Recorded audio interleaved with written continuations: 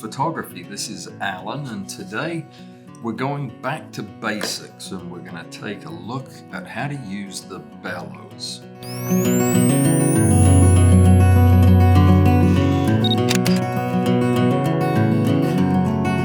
This video came about because I got a comment after we put out the latest in the series of extreme macro photography videos asking me how to use the bellows, and it made me think, my goodness, we've been ignoring folks who are not interested in using microscopes to do their photography.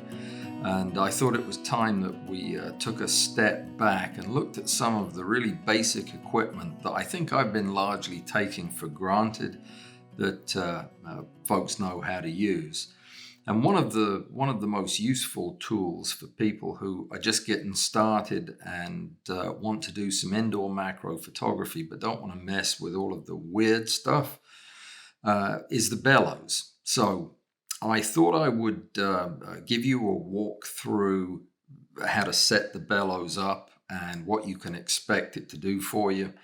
We're going to use my Nikon PB6 bellows for two reasons. Firstly, they're my bellows, so I don't have to go get somebody else's bellows to do the video.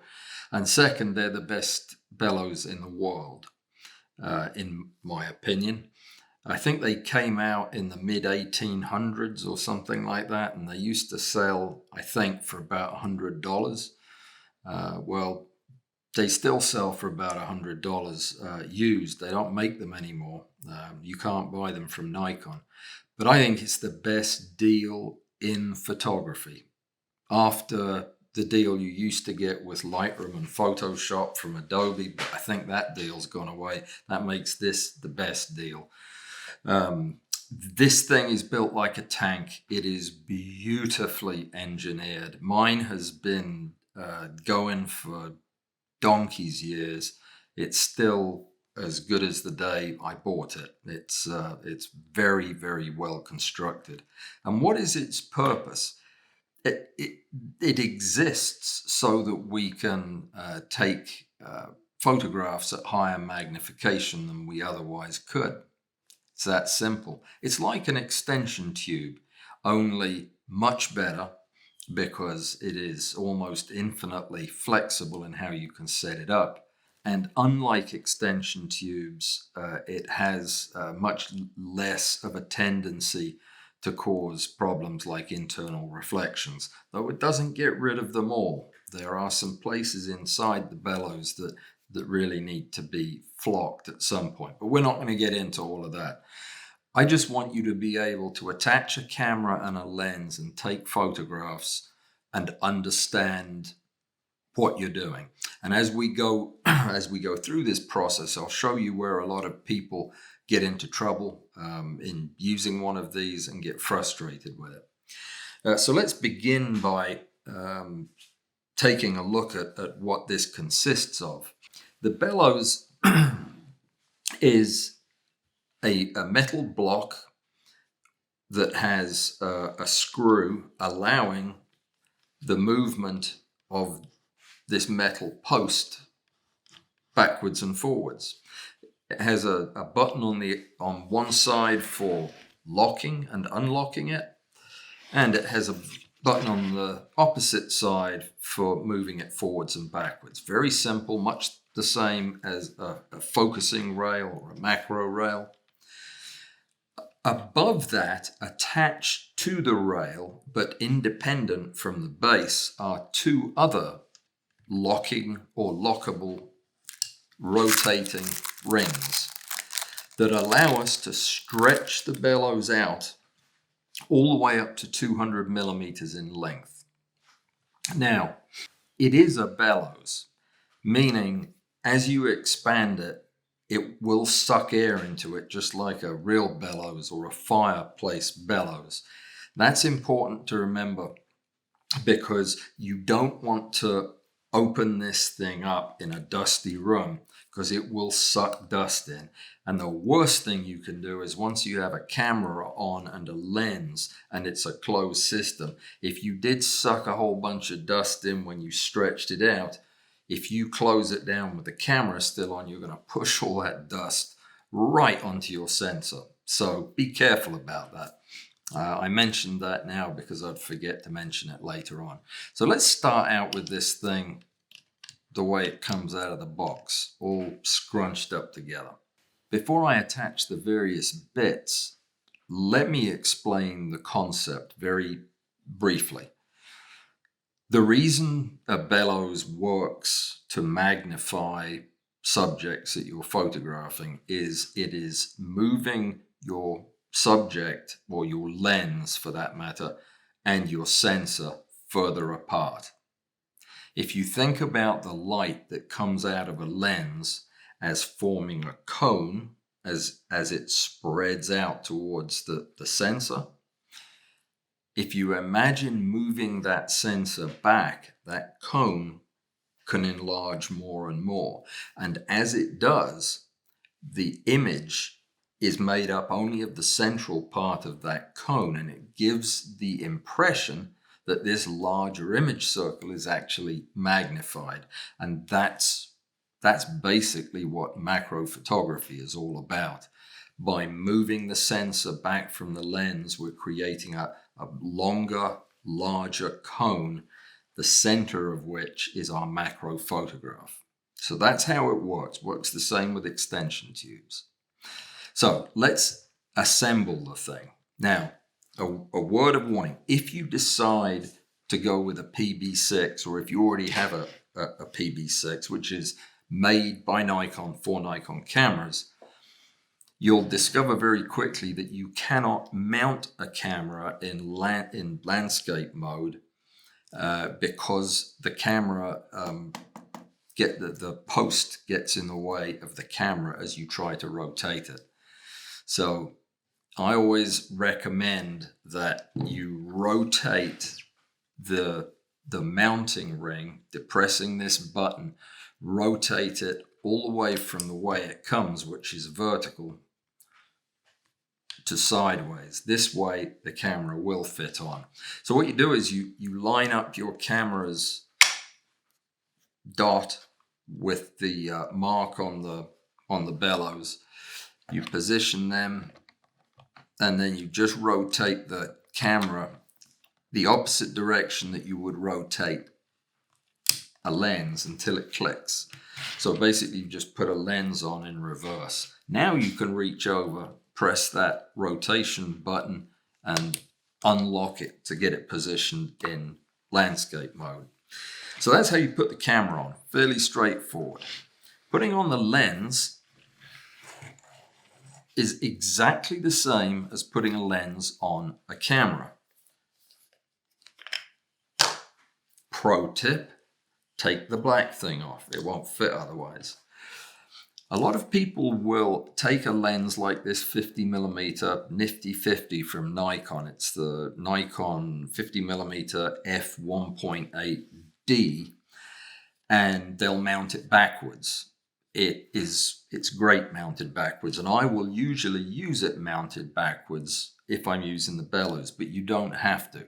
You can still get the magnification mounting it forwards. Now you get more magnification if you mount it backwards, and maybe a little later on we can talk about that. But to mount it backwards, all you need is a standard 52mm macro reversing ring, which screws onto the filter threads and then attaches to the bellows. But we're going to attach it the way it's meant to be attached. So we just line it up in the usual way, like any lens, rotate it into position until it clicks.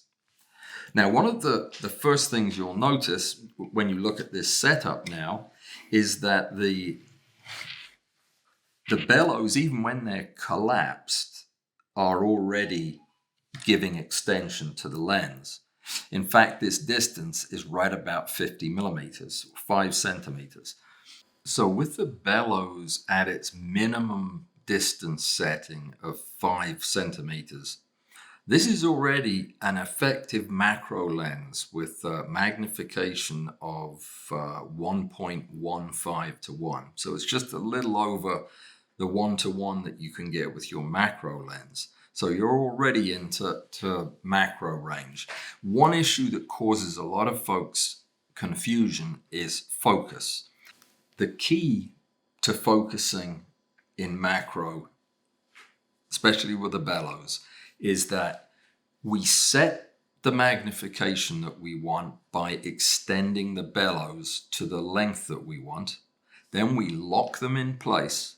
And the way we focus is by moving the camera, the lens, and the top part of the bellows as a unit forwards and backwards. We never touch the focus ring. Now, one thing I highly recommend, especially if you ever intend to reverse your lens, is that you get one with a manual aperture ring. Also, most bellows, there are some that I believe do have electrical connection with the camera. Most don't. So what you're going to need to do is find a lens like this one where you can change the aperture by hand. Normally I recommend setting it either at 5.6 or 8. It starts getting pretty dark at 8, especially at higher magnification. So it's not a bad idea to start around 5.6. Now, at 5.6, the depth of field is going to be extremely shallow. Let me see if I can show the other camera what I mean. This is a bad setup because of the video light, but I know you want to be able to see my face. Just kidding. The depth of field is so shallow as you start to add extension that the center of the round bottle may be in nice sharp focus, but the edges have already moved back far enough to be out of focus. And that's one of the major problems of macro photography. But this is how I would set up a particular specimen. Let's just start from scratch. So I have this bug that I want to photograph, and I want to get approximately 3:1 magnification. Okay, now I would advise you to look up an extension tube calculator and a depth of field calculator. I'll put a link in the show notes so that you can go there, and it will tell you how much extension you need to get that amount of magnification. Then what you do is, I'm going to move the whole thing back so you can see. What you do is you unlock one or both of the extension knobs on the rail, and you advance your lens, away from the camera to the desired amount of extension that will give you the magnification you want. What did we say we wanted? 3:1? That would be about 150. That would be about 150 millimeters, which would be the 50 millimeters we already have plus 100. About there, that will do. So step one is decide how much magnification you want. Don't worry about focus. Step two is extend your bellows to give you that magnification. Now, a couple of things happen as we increase the magnification. Our working distance gets shorter, meaning at higher magnifications, our subject is going to be a lot closer to our lens. And what was the other one? Oh, the depth of field gets considerably shallower than it was.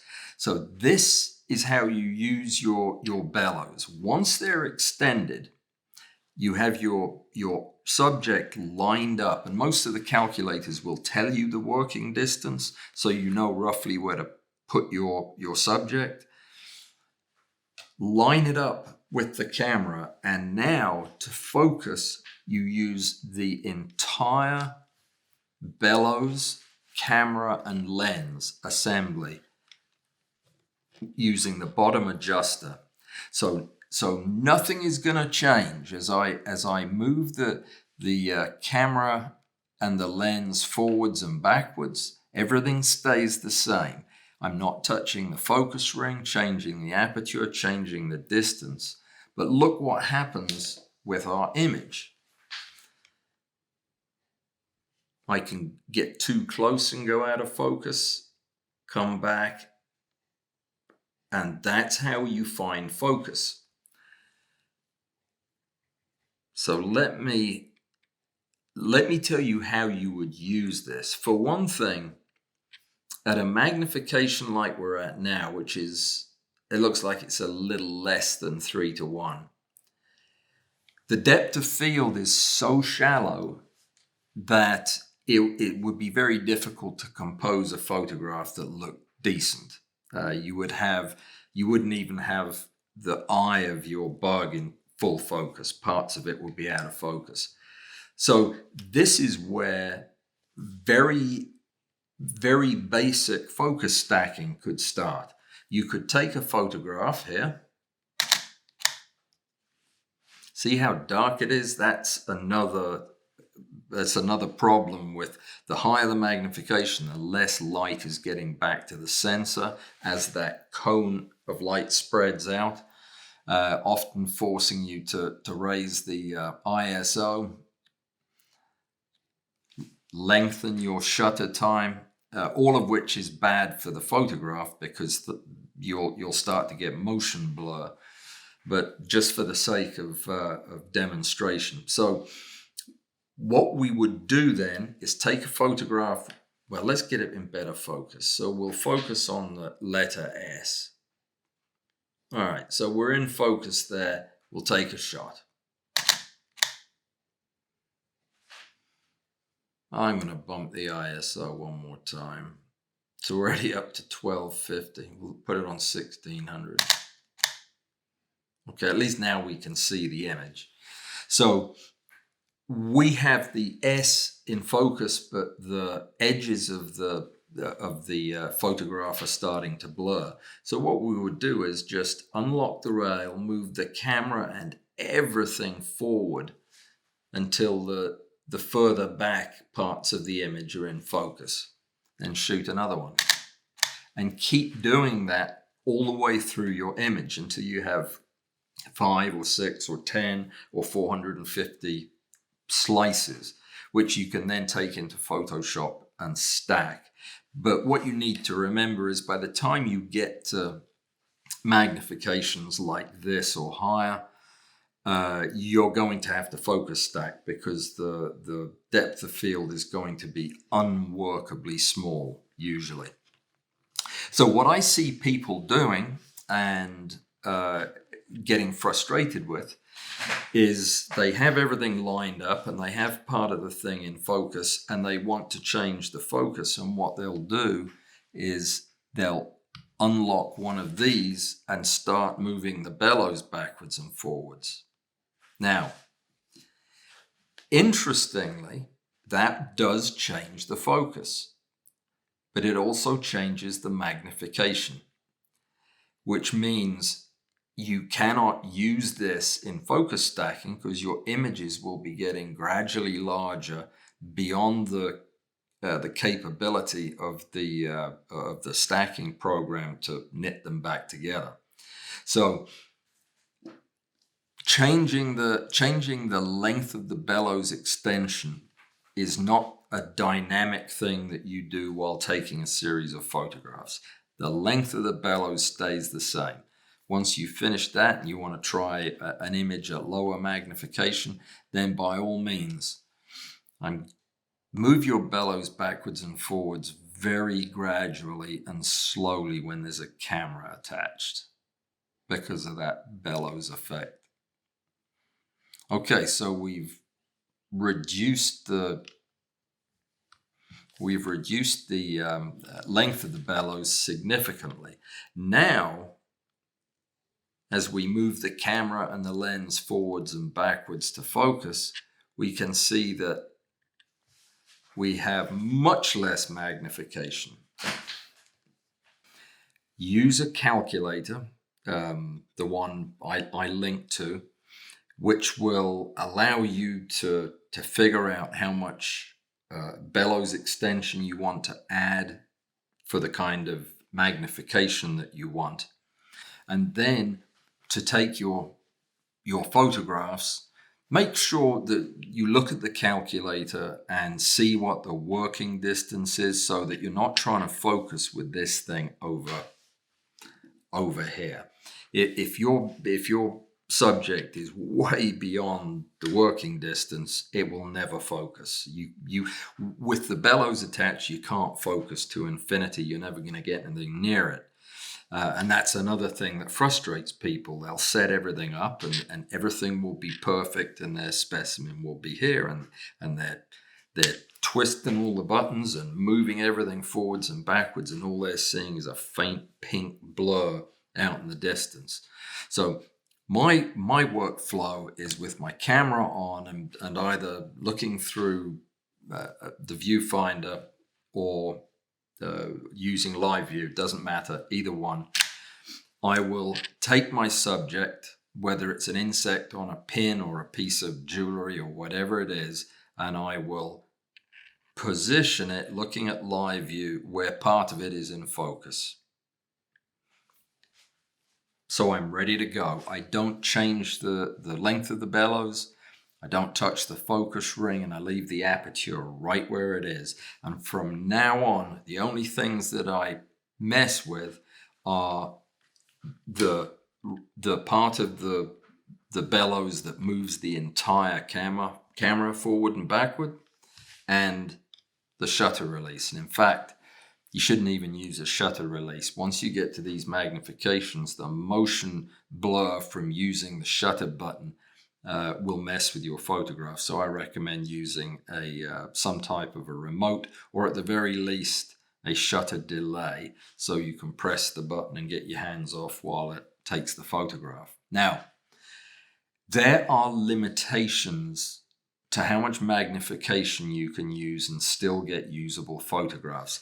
Now, this is probably the most important key point about macro photography that you should burn into your neurons, because you're going to need this over and over again. The one limiting factor in all magnified photography is the diffraction caused at high magnification. Diffraction, which limits all macro photography. As you diffract more and more, the image becomes softer and softer until it's unusable. It is what limits the amount of magnification you can get from a system, and it's why we use microscope objectives above 3 or 4 to 1. The reason is that as we increase magnification, our aperture changes. Not the actual aperture that's set on the lens, but what we call the effective aperture, which is the effective aperture tells you how much diffraction there will be. Let me just give you an example. If I set this lens at f16 and the lens is on the camera, I can take pictures with that all day long and have a huge depth of field. But when I add extension by expanding the bellows, then I need to take into account the magnification to calculate what my real aperture is. And the formula for it is the effective aperture of your system equals the aperture on your lens times 1 plus the magnification ratio. And we've got this set up so the magnification ratio is 3 to 1. So that would be the number 3 would be used in the calculation. So we have the effective aperture equals 16 times 1 plus the 3. So it's 4 times 16, 64. That means our effective aperture shooting at 3 to 1 magnification is actually going to be f64. And they don't make cameras with f-stops of 64, because if they did, the diffraction would be so bad you couldn't use them. So it is very, very important that as you extend and shorten your bellows to get a particular magnification, that you pay close attention to where you have set your aperture and set it accordingly so that you can keep your effective aperture under 20. Soon as you start pushing the effective aperture above that, the quality of your images will nosedive and you won't like it. Which is why when I'm using a setup like this, I will usually shoot at f4 or f5.6 because I know that that is at the very limit of 3:1 magnification in terms of diffraction. What else can I tell you about the bellows? That's enough. So to recap, attach your camera, manual mode, attach your lens, set the aperture using the manual aperture ring. Don't worry about the focus, just leave it alone. Look at your the calculator table to decide how much magnification you want. That will give you an extension distance. Dial that in using the top two knobs. Change the length of the bellows by moving one, the other, or both of them. And the reason there are two of them is so that you can either move the camera forward or the lens back, any combination to keep the weight of the system right over the middle. Once that's done and you've set the magnification, lock those dials. You're not going to move them again. Position your subject at or near the minimum working distance. You want to be at the minimum working distance to get the full magnification. Not only would you reduce the magnification as you move it away, but after you move it about an inch, you won't be able to focus anymore because this will not focus to infinity. And remember, we have a very short depth of field. So position it at the minimum working distance. Use live view or look through the viewfinder, and from this point on, the only thing you move is the bottom part of the rail, moving the whole system back and forward to focus on your subject. If you want to focus stack, you move in increments and take a picture at each increment, and then you can put them together in Photoshop. If you want if you're photographing a completely flat subject, then you can get the whole flat thing in focus. Actually, you can't because of the shape of the lens. If you were using an enlarger lens, you could, but this is not corrected for flat field photography, so the edges would be out of focus. But in theory, if you had a completely flat object and it was perfectly perpendicular to your sensor, you could get the whole thing in focus, obviously, but nothing's flat. So, and that's it. I can't think of anything else to tell you about the bellows, but they are the key tricks to using this thing correctly. I'll do another video where we talk just about using a reversed lens and about all the problems that introduces to your photography, because it does introduce a lot of problems. Reversing lenses it has limited application in macro photography because it really causes about as many problems as it fixes. But I'm going to do more of these videos where we take a closer look at the more basic stuff that we tend to gloss over. If you have any questions about how to operate your bellows, how to use it to take macro photographs, please let me know. If there's anything I left out, ask a question and I will provide a detailed response.